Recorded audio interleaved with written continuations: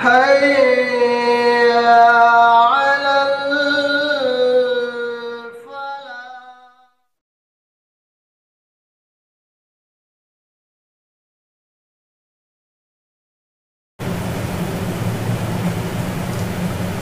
الحمد لله رب العالمين والصلاة والسلام على سيد المرسلين وعلى آله وصحبه أجمعين أما بعد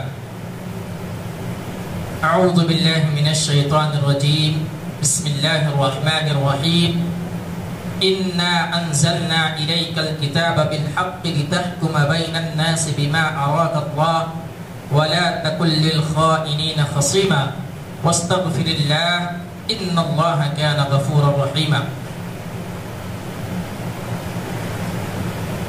اللہ رب العالمین نے اس آیت کے اندر بہتان کی سزا بتلائی ہے۔ بہتان کس کو کہتے ہیں؟ یعنی ایک آدمی کسی دوسرے آدمی کے اوپر کوئی جھوٹی بات لے جا کر کے لگا دے، جس کو ہم الزام کہتے ہیں، لیکن دونوں میں کچھ فرق ہے۔ بہتان کسی کے اوپر جھوٹی بات کر کے اس کے بارے میں افواہ پھیلا دی جائے کہ یہ آدمی ایسا ہے، ایسا کام کر رہا ہے، حالانکہ وہ جو بہتان لگایا گیا ہے اس کی کوئی حقیقت نہیں ہے، جھوٹی بات اس کے اوپر لگا دی جائے۔ اس کی سزا اللہ رب العالمین نے کیا بتلایا ہے؟ اس آیت کے اندر اللہ رب العالمین نے یہ بات بتلائی ہے، انا انزلنا الیک الکتاب بالحق، کہ یقیناً ہم نے آپ کے پاس کتاب کو نازل فرما دیا ہے، بالحق جو کہ حقیقت ہے، لتحکم بین الناس بما اراک اللہ، تاکہ تم اسی کے تعلق سے فیصلہ کرو، ولا تکن للخائنین خصیما، اور اللہ رب العالمین خیانت کرنے والوں کے حمایتی نہ بنو۔ اللہ کے نبی صلی اللہ علیہ وسلم کو کہا جا رہا ہے کہ جو لوگ خیانت کر رہے ہیں ان کی حمایت مت کرو۔ یہ آیت، اس کی شان نزول کیا ہے؟ یہ آیت کس پس منظر میں نازل ہوئی ہے؟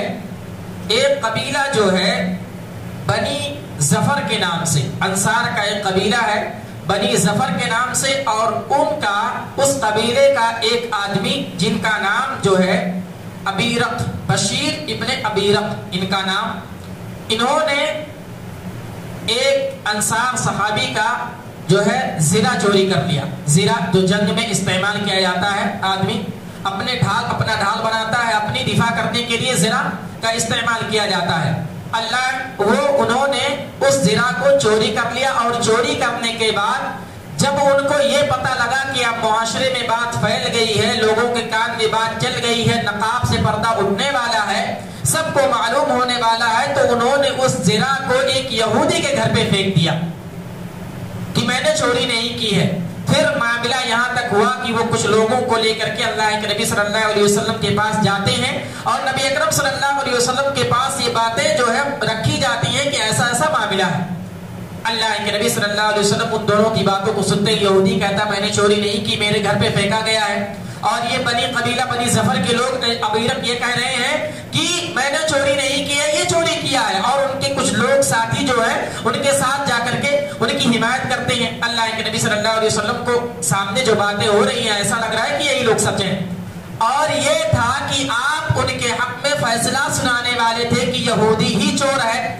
پھر اللہ رب العالمین نے یہ آیت نازل فرمائی۔ اللہ رب العالمین نے کہا انا انزلنا الیک الکتاب بالحق لتحکم بین الناس بما اراک اللہ ولا تکن للخائنین خصیما، کی جو خیانت کر رہے ہیں، جو لوگ جھوٹ بول رہے ہیں، جو لوگ کسی پر تہمت لگا رہے ہیں، آپ ان کی حمایت نہ کریں، آپ ان کی مدد نہ کریں۔ اللہ رب العالمین نے یہ آیت نازل فرما دی۔ اس آیت سے تین چیزوں کا پتہ لگتا ہے۔ ایک یہ کہ اللہ کے نبی صلی اللہ علیہ وسلم انسان تھے، اور انسان ہونے کے ناطے آپ کو غلط فہمی ہو گئی، آپ غلط فہمی کے شکار ہو گئے، اور آپ جو مجرم نہیں تھا اس کے حق میں فیصلہ سنانے والے تھے۔ اور دوسرا یہ کہ آپ صلی اللہ علیہ وسلم عالم الغیب نہیں تھے۔ بہت لوگ دعویٰ کرتے ہیں کہ اللہ کے نبی صلی اللہ علیہ وسلم عالم الغیب تھے، آگے کی باتیں جاننے والے تھے، جبکہ اللہ کے نبی صلی اللہ علیہ وسلم نے خود کہا وَلَوْ كُنْتُ عَالِمُ الْغَيْبِ لَاسْتَكْثَرْتُ مِنَ الْخَيْرِ، اگر میں آگے کی باتیں جاننے والا ہوتا تو میں بہت ساری بھلائیاں اپنے لیے اکٹھا کر لیتا، اس آیت سے بھی پتا چلا کہ جب معاملہ اللہ کے نبی صلی اللہ علیہ وسلم کے سامنے پیش کیا گیا، زنا خود بنی اسرائیل جو یہ ابیرم تھے انہوں نے چوری کی تھی اور زنا کو پھینک دیا تھا یہودی کے گھر پہ، اللہ کے نبی صلی اللہ علیہ وسلم کے سامنے ایسی باتیں رکھی گئی کہ آپ صلی اللہ علیہ وسلم نے یقین کر لیا کہ ہاں سچ مچ یہودی ہی چور ہے۔ اگر اللہ کے نبی صلی اللہ علیہ وسلم عالم الغیب ہوتے، آگے کی باتیں جاننے والے ہوتے تو بتا دیتے کہ یہودی چور نہیں ہے بلکہ آپ نے چوری کی ہے۔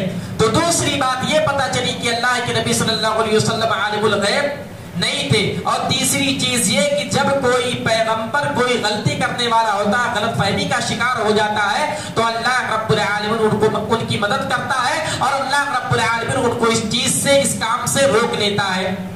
یہ چیزیں پتہ لگتی ہیں۔ اور اسی طریقے سے بہتان کی بھی پتہ لگتی ہے کہ آدمی کسی پر بہتان نہ لگائے، غلط باتیں نہ لگائے۔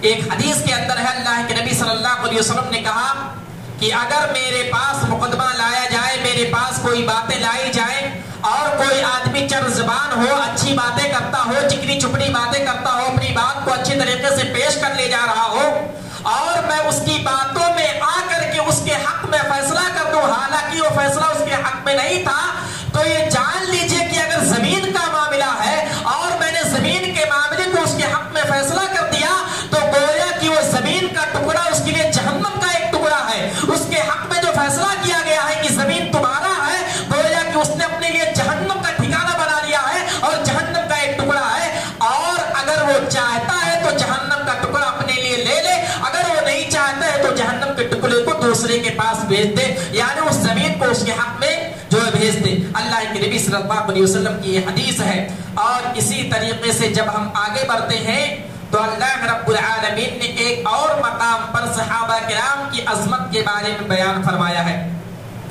کیا بیان فرمایا؟ کہ صحابہ کرام کا جو منہج ہے، صحابہ کرام کا جو طریقہ ہے، صحابہ کرام نے جس طریقے سے اپنی زندگی گزاری ہے، اسی طریقے سے ہم اور آپ کو بھی اپنی زندگی گزارنی چاہیے۔ اللہ رب العالمین کا ارشاد ہے، وَمَن يُشَاقِقِ الرَّسُولَ مِن بَعْدِ مَا تَبَيَّنَ لَهُ الْهُدَى وَيَتَّبِعْ غَيْرَ سَبِيلِ الْمُؤْمِنِينَ نُوَلِّهِ مَا تَوَلَّى وَنُصْلِهِ جَهَنَّمَ وَسَاءَتْ مَصِيرًا۔ کہ جب نبی اکرم صلی اللہ علیہ وسلم کی بات اگر واضح ہو جائے، کوئی مسئلے میں، کسی مسئلے میں نبی اکرم صلی اللہ علیہ وسلم کی راہ ہدایت جو ہے وہ واضح ہو جائے، وَيَتَّبِعْ غَيْرَ سَبِيلِ الْمُؤْمِنِينَ، تو تم جو ہے جو غیر مومنین ہیں ان کی اتباع نہ کرو، وَسَاءَتْ مَصِيرًا، اگر تم ایسا کرتے ہو تو یہ جان لیجئے کہ یہ جہنم کا جو ٹکڑا ہے وہ بہت ہی برا ٹھکانہ ہے۔ اس آیت کے اندر اللہ رب العالمین نے یہ بیان فرمایا ہے کہ اگر نبی اکرم صلی اللہ علیہ وسلم کی راہ جو کہ اتباع رسول ہے، جو کہ سیدھا راستہ ہے، صراط مستقیمہ، جو سیدھا راستہ ہے، وہ راہ اگر ہدایت جو ہے وہ راہ واضح ہو جائے، وہ راہ اگر پتہ لگ جائے، اس کے بعد بھی اگر کوئی آدمی اپنی منمانی زندگی گزارتا ہے، اپنی منمانی کرتا ہے اور یہ کہتا ہے کہ گرچہ اللہ کے نبی کا واقعہ آ گیا ہے، اللہ کے نبی کی ہدایت آ گئی ہے، اللہ کے نبی کی آیت آ گئی ہے، اللہ کے نبی کا حکم آ گیا ہے، اس کے بعد بھی اگر اپنا عقل کا دخل کرتا ہے، اسلام میں اپنا عقل لگاتا ہے، تو یہ جان لیجیے کہ اس کے لیے کہا گیا ہے کہ جہنم ٹھکانہ ہے۔ اور غیر سبیل المؤمنین، مومنین سے مراد صحابہ کرام ہے، یعنی صحابہ کرام کا جو طریقہ ہے، صحابہ کرام کا جو منہج ہے، اسی طریقے سے ہم اور آپ کو زندگی گزارنی چاہیے۔ اگر نبی کا فرمان آ جائے، اللہ کا فرمان آ جائے تو ہم کو اسی کے مطابق زندگی گزارنی ہے۔ اور کبھی کبھی ایسا مسئلہ آتا ہے کہ قرآن سے اور حدیث سے باتیں ثابت نہیں ہوتی ہیں، تو صحابہ کرام کی زندگی کو دیکھنا ہے کہ کیا صحابہ کرام سے یہ چیز ثابت ہے، کیا صحابہ کرام نے یہ حکم دیا ہے، کیا صحابہ کرام نے اس کے کرنے کا حکم دیا ہے یا نہیں دیا ہے۔ اگر صحابہ کرام سے بھی وہ چیزیں ثابت نہیں ہے تو پھر ہم اور آپ تبع تابعین جو ہے ان کا مسئلہ دیکھیں گے۔ کہنے کا مطلب یہ ہے کہ صحابہ کرام کے منہج کو اپنا منہج بنانا ہوگا، صحابہ کرام کے طریقہ کو اپنے طریقہ بنانا ہوگا۔ اس لیے کہ اللہ رب العالمین نے ایک اور مقام پر فرمایا ہے، وَمَن يَبْتَغِ غَيْرَ الْإِسْلَامِ دِينًا فَلَن يُقْبَلَ مِنْهُ وَهُوَ فِي الْآخِرَةِ مِنَ الْخَاسِرِينَ، کہ اگر کوئی آدمی دین اسلام کے علاوہ، اسلام دین جو ہے اس کے علاوہ کوئی دوسرا دین اختیار کرتا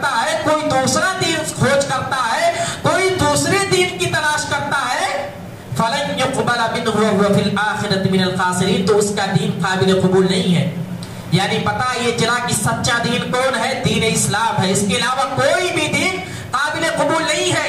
اور دوسرے مقام پر اللہ رب العالمین نے کہا افغیر دین اللہ یبغون وله اسلم من فی السماوات والارض طوعا وکرها، کہ جو کوئی آدمی اسلام دین کے علاوہ دوسرا دین اختیار کرتا ہے اس کے لیے کوئی دین قابل قبول نہیں ہے. اس لیے ہم اور آپ کا ایمان ہے کہ سچا دین اسلام کا ہے، اور جو طریقہ نبی اکرم صلی اللہ علیہ وسلم نے بتلایا ہے وہی طریقہ صحیح ہے، اور جس طریقے پر صحابہ کرام نے عمل کیا ہے وہی منہج صحیح ہے، وہی طریقہ صحیح ہے. اس لیے ہم اور آپ کو جو منہج اختیار کرنا چاہیے وہ صحابہ کرام کا طریقہ ہونا چاہیے، جن کے بارے میں اللہ رب العالمین نے کہا رضی اللہ عنکم ورضوا عنہ، کہ اللہ رب العالمین ان سے راضی ہو گیا اور اللہ رب العالمین سے راضی ہو گئے. اسی طریقے سے آگے بڑھتے ہیں اور دیکھتے ہیں کہ اللہ رب العالمین نے ایک مقام پر اہل ایمان کو عدل و انصاف کرنے کا حکم دیا ہے. اس دنیا کے اندر دیکھا جاتا ہے کہ انصاف بہت کم ہوتا ہے. اگر کوئی آدمی غریب ہے، مسکین ہے، اس کے پاس روپیہ پیسہ نہیں ہے، اس کے پاس طاقت نہیں ہے، وہ سپر پاور نہیں ہے، تو اس کے حق میں فیصلہ نہیں ہوتا ہے. قتل کر دیا جاتا ہے، آدمی چکر لگاتا ہے، پوری زندگی چکر لگاتا ہے، کوئی سننے والا نہیں. تو اللہ رب العالمین نے یہ بتلایا ہے کہ مومن کی صفات یہ ہے، ایک مومن کی شعار یہ ہے کہ وہ عدل و انصاف سے کام لے، وہ انصاف کرے، کوئی بھی مسئلے میں انصاف سے کام لے. اللہ رب العالمین نے کہا یا ایھا الذین آمنوا کونوا قوامین بالقسط، کہ اے ایمان والو تم قائم رہو بالقسط، انصاف پر قائم رہو. شہداء للہ، تم اللہ رب العالمین کے لیے گواہی دو، اللہ رب العالمین کے سامنے گواہ بن جاؤ. ولو علی انفسکم، گرچہ کہ تمہارے نفس کو، تمہاری ذات کو اس سے نقصان پہنچے. بالوالدین، یا کہ تمہارے والدین کو، تمہارے ماں اور باپ کو نقصان پہنچے. والاقربین، تمہارے رشتہ داروں کو، تمہارے عزیز و اقارب کو نقصان پہنچے. ان یکن غنیا، اور اگر گرچہ تمہارے سامنے کوئی مالدار آدمی ہو تب بھی تم عدل انصاف کرو، انصاف کا تقاضا کرو. او فقیرن، اور کوئی آدمی اگر فقیر ہے تو اس کی فقیری کو مت دیکھو، اس کی مسکینی کو مت دیکھو. جو انصاف ہے، جو عدل ہے، جو حق بات ہے، جو سچ بات ہے وہ کہو. فاللہ اولی بہما، کیونکہ اللہ رب العالمین تم سے زیادہ تعلق رکھتا ہے. فلا تتبعوا الہوی ان تعدلوا، تم اپنے نفس کی پیروی مت کرو، تم عدل انصاف کرو. وَإِن تَرَوْا أَوْ تُعْرِضُوا فَإِنَّ اللَّهَ كَانَ بِمَا تَعْمَلُونَ خَبِيرًا، اور جو سچ بات ہے وہی بات کہو، کیونکہ اللہ رب العالمین تمام خبروں کو جانتا ہے. اس میں دو تین چیزیں بتلائی گئی ہیں. ایک یہ کہ اگر آپ کے سامنے ایسا مسئلہ آ گیا ہے، ایسا مقدمہ آ گیا ہے کہ اگر تم ان کے حق میں فیصلہ کرتے ہو یا ان کے حق میں فیصلہ نہیں کرتے ہو تو تمہارے نفس کو تکلیف پہنچ سکتی ہے. تم اگر انصاف کر دیتے ہو، سچ بات کہہ دیتے ہو، تو تمہارے نفس کو، تمہارے ذات کو نقصان پہنچ سکتی ہے. اگر ایسا معاملہ ہے تب بھی تم کو اللہ رب العالمین نے یہ حکم دیا ہے کہ تم کو عدل کرنا ہے، انصاف کرنا ہے. اور اگر تمہارے ماں باپ بھی تمہارے خلاف ہو جائیں، تمہارے ماں باپ بھی تمہارے ماں باپ کے خلاف بھی تم کو فیصلہ کرنا ہے، تب بھی تم عدل انصاف کا معاملہ کرو. ایسا نہیں ہے کہ تمہارے سامنے ماں باپ ہے، تمہارے جاننے والے ہیں، تمہارے عزیز و اقارب ہیں، تمہارے جاننے والے ہیں، تم ان کے خلاف جو ہے تم ان کے خلاف فیصلہ کرو، ایسا نہیں ہو سکتا. شہداء للہ ان یکن غنیا، اور اسی طریقے سے اگر آپ کے سامنے مالدار آدمی ہے، کوئی کسی آدمی کے پاس مال و دولت ہے، بہت زیادہ روپیہ پیسہ ہے، اور معاملہ ایسا آ گیا ہے کہ ایک آدمی مالدار ہے، دوسرا آدمی فقیر ہے، تو تم اگر فیصلہ ایسا ہو رہا ہے، عدل کا انصاف، عدل کا تقاضا یہ ہے کہ فقیر کے حق میں فیصلہ ہونا چاہیے، اور آپ نے مالداری کی بنا پر، پیسے کی بنا پر، روپے پیسے کی وجہ سے آپ نے اس کے حق میں فیصلہ سنا دیا، تو یہ طریقہ صحیح نہیں ہے. اللہ رب العالمین نے اس سے منع فرمایا ہے. اگر آپ کے ہاتھ میں فیصلہ کرنے کا جو ہے آپ کے حق میں ہے، آپ کے حق میں، آپ کے ہاتھ میں فیصلہ کرنے کی باتیں ہیں، تو آپ کوئی بھی آپ کے سامنے ہو، چاہے مالدار ہو، چاہے دولت مند ہو، آپ فیصلہ جو ہے صحیح طریقے سے کریں. اور اسی طریقے سے ایسا بھی نہ ہو جائے کہ آپ کسی فقیر کو دیکھ کر کے آپ اس کے اوپر رحم کریں اور فیصلہ کچھ اور ہو، حق بات کچھ اور ہو اور آپ غلط بات کر دیں، یہ بھی طریقہ صحیح نہیں ہے۔ گرچہ وہ فقیر آدمی ہے، اگر وہ گنہگار ہے، سزا کا مستحق ہے تو اس کو سزا ملے گی اور آپ اس کے حق میں فیصلہ سنائیں گے۔ یہ جو ہے اگر کوئی آدمی سیاست کر رہا ہے، کسی آدمی کے ہاتھ میں اقتدار ہے، بادشاہ ہے، اس کے لیے تمام چیزیں کہہ دی گئی ہیں کہ آپ کے حق میں، آپ کے خلاف اگر ماں باپ ہیں، والدین ہیں اور عزیز و اقارب ہیں، کوئی جاننے والا ہے، کوئی پہچان کا ہے، کوئی مالدار آدمی ہے، کوئی بھی ہو، حق بات کہو، سچ بات کہو، غلط باتیں نہ کہو۔ اور اسی طریقے سے ایک واقعہ اللہ کے نبی صلی اللہ علیہ وسلم نے، ایک واقعہ اللہ کے نبی صلی اللہ علیہ وسلم کے تعلق سے آتا ہے، عبداللہ بن رواحہ رضی اللہ تعالی عنہ کے بارے میں آتا ہے۔ وہ بیان فرماتے ہیں کہ ایک مرتبہ نبی اکرم صلی اللہ علیہ وسلم نے ان کو خیبر کے یہودی لوگ تھے، ان کے پاس بھیجا کہ جاؤ وہاں پر پھل فروٹ ہوئے ہیں، ان کو تقسیم کر دو۔ جب وہاں پر پہنچتے ہیں عبداللہ بن رواحہ رضی اللہ تعالی عنہ، تو یہودیوں نے ان کے پاس رشوت دی تاکہ عبداللہ بن رواحہ ان کے ساتھ رحم کا معاملہ کریں، نرمی کا معاملہ کریں۔ حضرت عبداللہ بن رواحہ رضی اللہ تعالی عنہ نے کہا کہ میں جس کے پاس سے آیا ہوں وہ دنیا کا سب سے محبوب ترین آدمی ہے، یعنی نبی اکرم صلی اللہ علیہ وسلم، میں ان کو بہت زیادہ پسند کرتا ہوں، میرے نزدیک وہ بہت زیادہ محبوب ہیں، اور تم یہودی ہو، میں تم کو سب سے زیادہ ناپسند کرتا ہوں، لیکن پھر بھی تم کو ناپسند کرتا ہوں، تم میری نظر میں محبوب نہیں ہو، لیکن عدل کا تقاضا یہ ہے کہ میں انصاف کروں گا، ایسا نہیں ہے کہ تم دشمنی کی وجہ سے، عداوت کی وجہ سے تمہارے حق میں فیصلہ نہیں کروں گا، نہیں، بلکہ میں برابر سب کا حصہ لگاؤں گا، ایسا نہیں ہے کہ دشمنی کی وجہ سے، عداوت کی وجہ سے تمہارا حصہ نہیں لگاؤں گا، نہیں، اللہ کے نبی صلی اللہ علیہ وسلم نے یہ حکم دیا ہے کہ فیصلہ کیا جائے، چاہے کوئی آدمی دشمن ہو، چاہے کوئی آدمی دوست ہو، چاہے کوئی آدمی جاننے والا ہو، چاہے کوئی آدمی نہ جاننے والا ہو، سب کے حق میں فیصلہ درست کرنا ہے، اس لیے میں سب کے حق میں فیصلہ صحیح کروں گا۔ اور قرآن مجید کے اندر ہے وَلَا يَجْرِمَنَّكُمْ شَنَآنُ قَوْمٍ عَلَىٰ أَلَّا تَعْدِلُوا، کہ تم گمراہی کی وجہ سے، تم دشمنی کی وجہ سے ایسی قوم کے اوپر ایسا نہ ہو کہ تم عدل کا معاملہ نہ کرو، انصاف کا معاملہ نہ کرو، اس لیے میں تمہارے حق میں فیصلہ کروں گا۔ اور ان لوگوں نے کہا کہ یہی وہ طریقہ ہے جس کی وجہ سے آج دنیا میں نظام قائم ہے، عدل کا نظام دنیا میں اسی وجہ سے قائم ہے۔ یہ یہود و نصارہ جانتے تھے کہ اللہ کے نبی کے ماننے والے، اسلام کے اندر عدل کا تقاضا، انصاف کا تقاضا ہے۔ آج ہم اور آپ دیکھیں، مسلمانوں کو مارا جا رہا ہے، کاٹا جا رہا ہے، کوئی سننے والا نہیں، کوئی سنوائی نہیں ہے، کیونکہ انصاف دنیا سے اٹھ چکا ہے۔ آج کے زمانے میں اگر ہم اور آپ تاریخ کا مطالعہ کریں گے تو سب سے زیادہ جس نے عدل کا فیصلہ کیا کن کے بارے میں آتا ہے؟ عمر فاروق رضی اللہ تعالی عنہ کے بارے میں۔ انہوں نے ہمیشہ انصاف کیا، کوئی بھی ہو، ان کا بیٹا ہو، ان کے گھر والے ہو، کوئی بھی ہو، فیصلے کا حکم آتا تھا، اگر فیصلہ ان کے بیٹے کے خلاف ہے تب بھی وہ فیصلہ کرتے تھے۔ تو اللہ رب العالمین نے ہم اور آپ کو یہ حکم دیا ہے کہ اگر آپ کے ہاتھ میں کوئی ایسا مسئلہ آئے تو آپ انصاف سے کام لیں، نا انصافی نہ کریں۔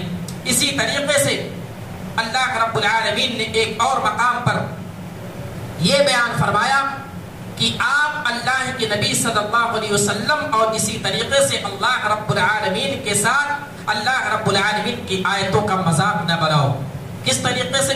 اللہ رب العالمین نے فرمایا وَقَدْ نَزَّلَ عَلَيْكُمْ فِي الْكِتَابِ أَنْ إِذَا سَمِعْتُمْ آيَاتِ اللَّهِ يُكْفَرُ بِهَا وَيُسْتَهْزَأُ بِهَا فَلَا تَقْعُدُوا مَعَهُمْ، کہ اللہ رب العالمین نے تمہارے لیے کتاب میں یہ نازل کر دیا ہے، یہ فرما دیا ہے ان اذا سمعتم آیات اللہ، کہ اگر اللہ کی آیتوں کی تکفیر کی جائے، اللہ کی آیتوں کو جھٹلایا جائے، اور اگر تم وہاں موجود ہو، وَيُسْتَهْزَأُ بِهَا، اور اللہ کی آیتوں کا مذاق بنایا جائے، اگر تم وہاں موجود ہو، فَلَا تَقْعُدُوا مَعَهُمْ، تو تم وہاں مت بیٹھو، وہاں سے اٹھ کر کے چلے جاؤ، حَتَّى يَخُوضُوا فِي حَدِيثٍ غَيْرِ، یہاں تک کہ کوئی دوسری بات ہونے لگے، کوئی دوسرے ٹاپک پر بات چلنے لگے۔ اگر کوئی مجلس ایسی ہے جس میں اللہ کی آیتوں کی تقسیم کی جا رہی ہے، اس کا مذاق بنایا جا رہا ہے، اور آپ وہاں پر موجود ہیں، تو آپ وہاں سے اٹھ کر کے چلے جائیں۔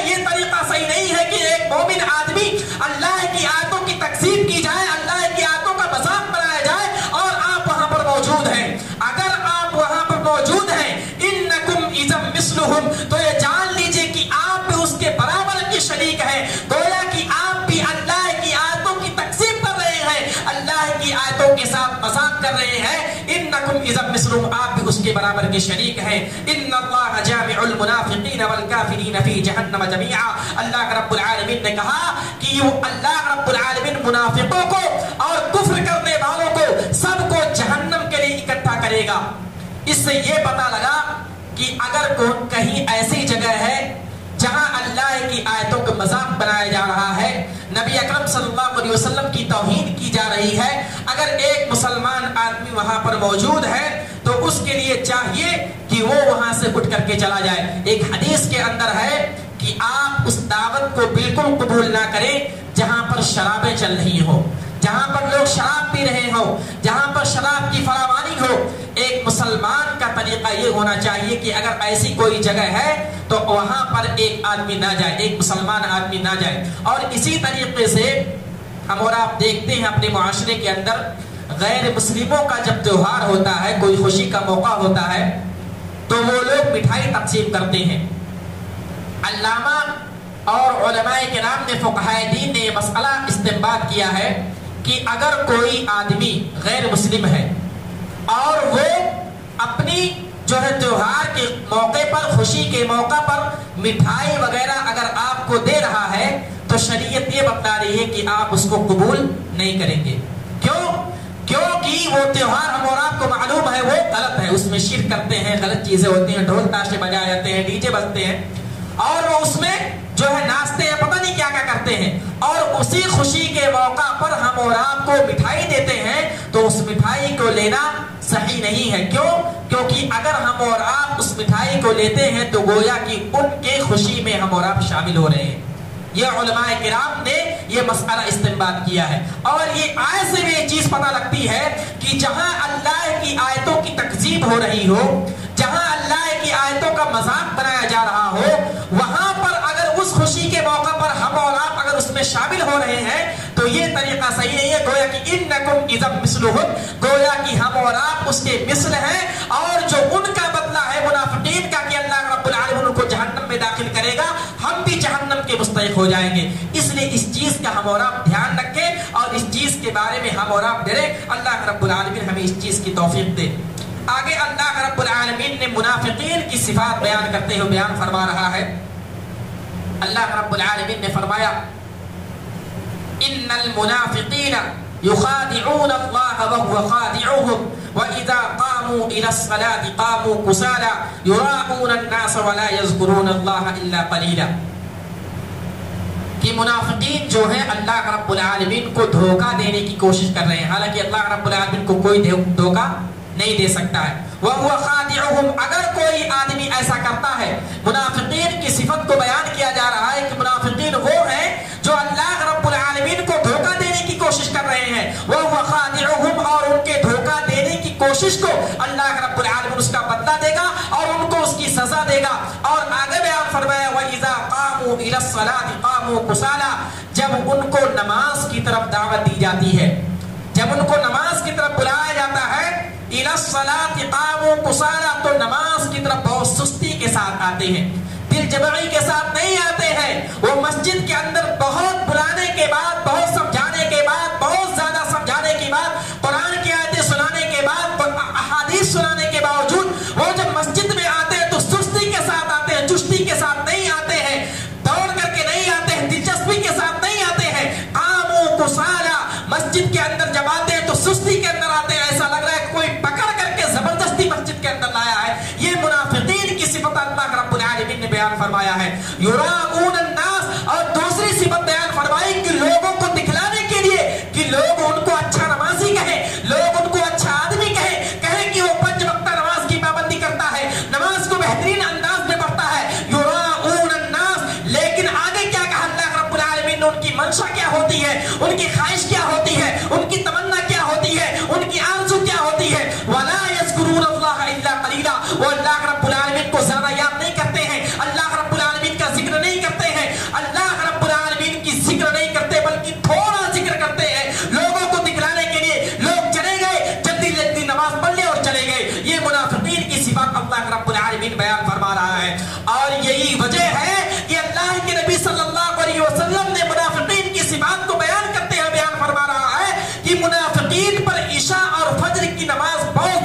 روشنی ہوتی تھی، ان کے اوپر بہت زیادہ بھاری پڑتا تھا کہ عشاء اور فجر کی نماز میں پیچھے رہتے تھے۔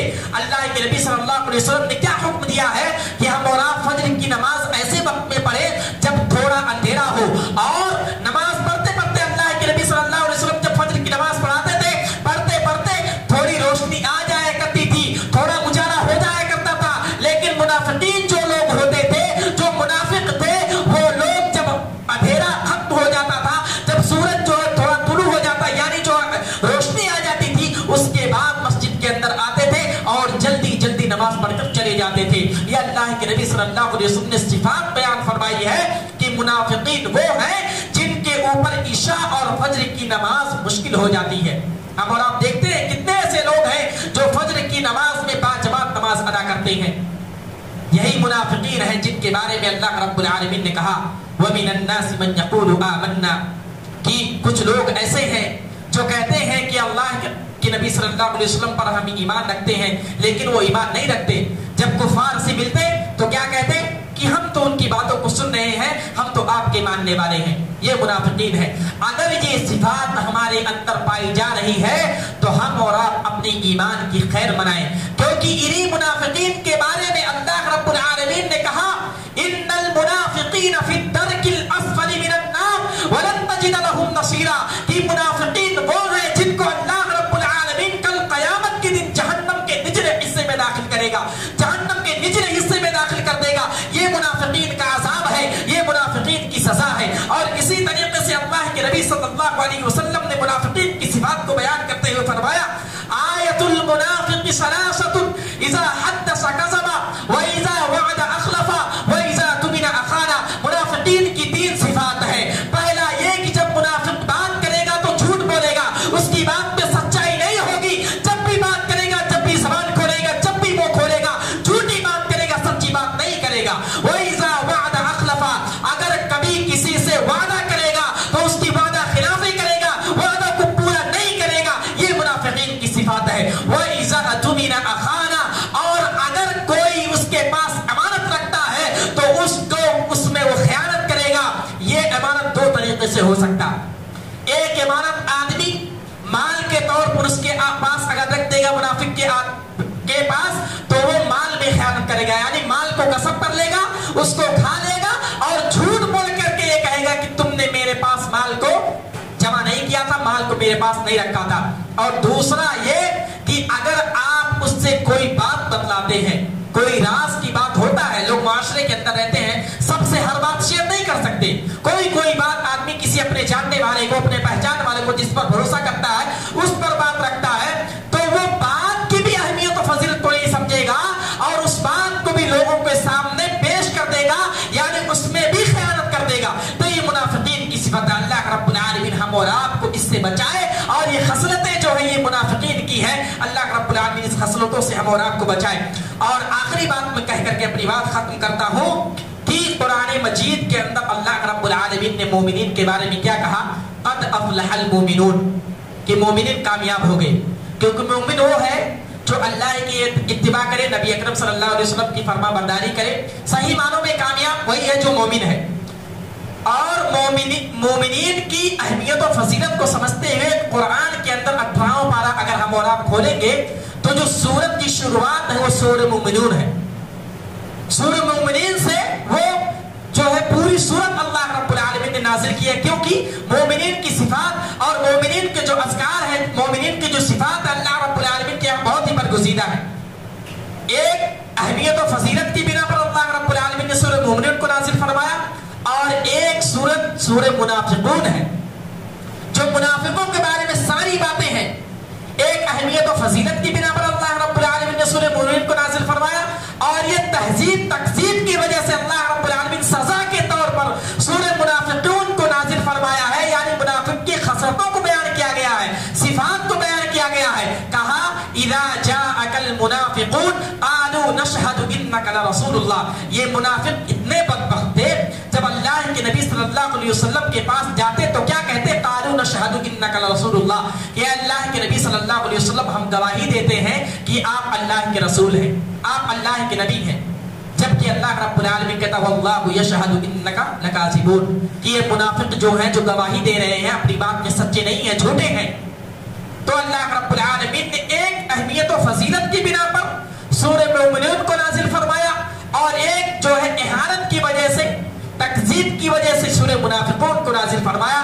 تو بھلا بتائیے کہ منافقین جو ہے، وہ منافق جو ہے ان کی کیا سزا ہوگی، اللہ رب العالمین ان کا کیا بدلہ دے گا، وہ اللہ ہی بہتر جانتا ہے۔ اس لیے اگر یہ خصلتیں ہم اور آپ کے اندر پائی جاتی ہیں تو ہم ان خصلتوں سے بچیں، ان صفات سے بچیں، تاکہ ایسا نہ ہو کہ ہمارا شمار بھی منافقین میں ہو جائے۔ ہم نماز کی پابندی کریں، جھوٹ بولنے سے بچیں، کسی سے وعدہ کریں تو وعدہ خلافی نہ کریں، اور بھی بہت ساری چیزیں ہیں۔ اللہ رب العالمین ہم اور آپ کو کہنے سننے سے زیادہ عمل کرنے کی توفیق عطا فرمائے۔ اے اللہ رب العالمین ایسی محفلوں سے بچائے جس میں اللہ کی آیتوں کی تکذیب ہوتی ہو، اللہ کی آیتوں کی تکذیب اور ان کے آیتوں کا مذاق بنایا جاتا ہو۔ اللہ رب العالمین ہم اور آپ کو ایسی محفلوں سے بچائے۔ اے اللہ رب العالمین ہم رمضان المبارک کے مہینے میں ہیں، عبادتیں کرتے ہیں، تفسیر قرآن کرتے ہیں۔ اللہ رب العالمین جو بھی اس محفل میں بیٹھتے ہیں، اللہ رب العالمین ان کی جو محفل میں بیٹھنا ان کو قبول فرما۔ اللہ رب العالمین ان کے دل کے اندر جو جائز خواہشات ہیں ان کی خواہشات کو پوری فرما۔ اے اللہ رب العالمین جو اپنی زندگی میں جائز خواہشات چاہتے ہیں، جو تمنا کرتے ہیں، اے اللہ رب العالمین کی تمناؤں کو قبول فرما۔